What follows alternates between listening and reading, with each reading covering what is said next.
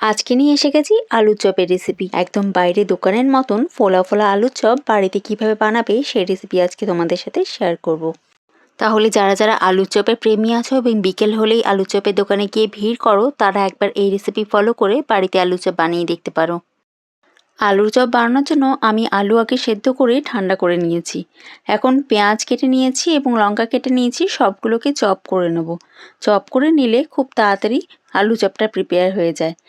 এখন একটা মশলা রেডি করব, যার জন্য জিরে নিয়ে নিয়েছি, ধনে, মৌরি এবং শুকনো লঙ্কা। এই চারটাকে ড্রাই রোস্ট করে পাউডার করে রেখে দেব। এইবারে কড়াইতে তেল গরম করে চপ করা পেঁয়াজ আর লঙ্কাটা দিয়ে দিলাম।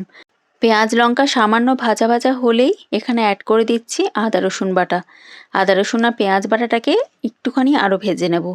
এইবারে আমাদের সেদ্ধ করা আলুটা এখানে মিশিয়ে নিতে হবে, কিন্তু তার আগে আমি আলুটাকে হাতে করে স্ম্যাশ করে নিচ্ছি।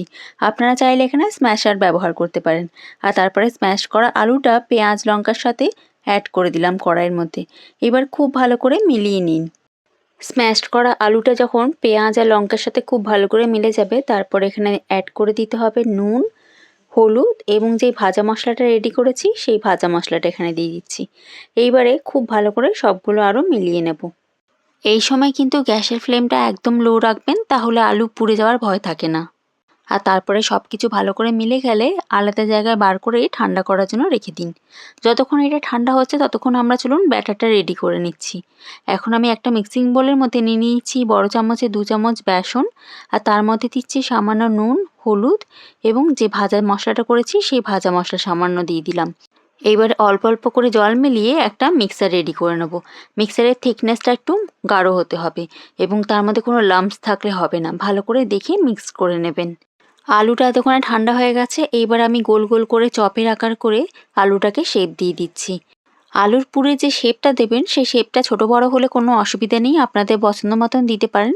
কিন্তু চারপাশটা যখন দেখবেন ফাটল যেন না থাকে, ঠিক এই রকমভাবে চেপে চেপে সমান করে দেবেন।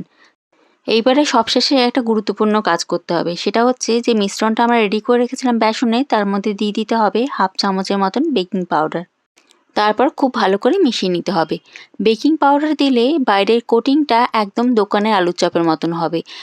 আর বেকিং পাউডার দেওয়ার নিয়ম হচ্ছে একদম শেষে, যখন তেল গরম করে আলু চপগুলো ভাজবেন তার আগে আগে বেকিং পাউডার মিশিয়ে দিয়ে আলুর পুরগুলোকে ডিপ করে তেলের মধ্যে ছেড়ে দিন।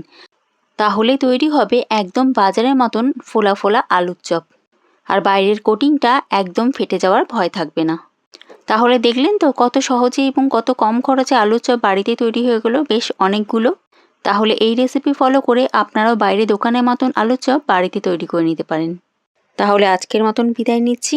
আসছি নতুন ভিডিওতে নতুন রেসিপির সঙ্গে। এখনকার মতন ধন্যবাদ।